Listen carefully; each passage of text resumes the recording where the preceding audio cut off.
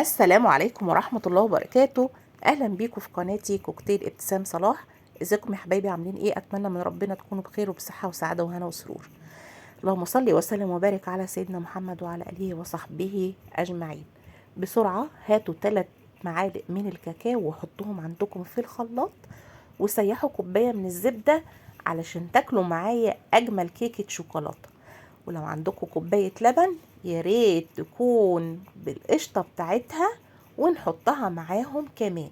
يبقى عندنا كوباية من الزبدة السايحة و3 معالق كاكاو وكوباية من السكر وكوباية من اللبن.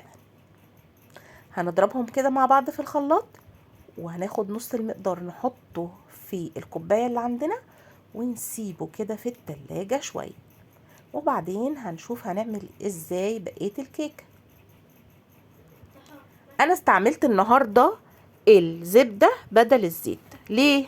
علشان خاطر تديني طعم غني جدا ومميز، وهيوديكي طعمها في حتة تانية خالص، هتاكليها وتدعيلي. والقشطة كمان اللي على وش اللبن هتخليها غنية غنية غنية جدا، تحفة.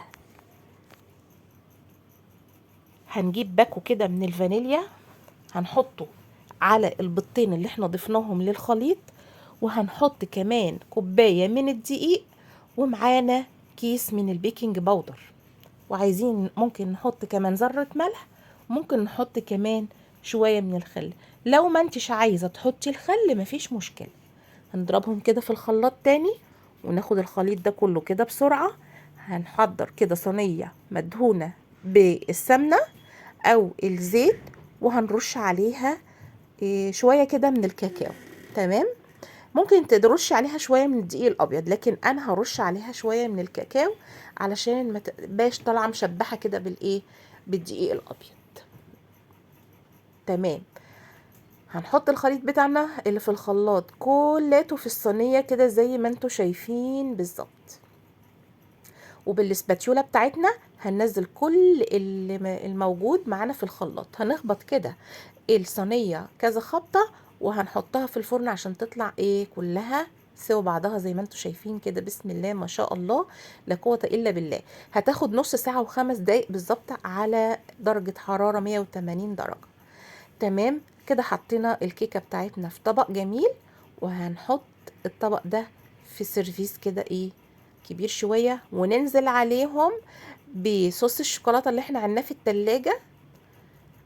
هيعمل كده بركان من الشوكولاتة منهار جدا جدا جدا.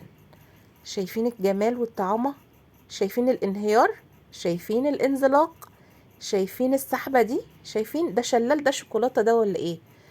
جميلة لذيذة تحفة، ألف هنا. لو عجبكم الفيديو ما تنسوش تدعموني باللايك وشير وسبسكرايب وكومنت عشان يوصل لكم كل جديد هقدمه لكم في قناتي كوكتيل ابتسام صلاح. عندي شوية كده من الكريسبي حطيتهم فوق الكيكة بتاعتي كده على الوش. لو عندك سوداني ماشي، لو عندك لوز ماشي، لو عندك بندق ماشي. اطحنيهم وحطيهم على وش الكيكة بتاعتك، هتفرق معاكي جدا في الطعم. باي.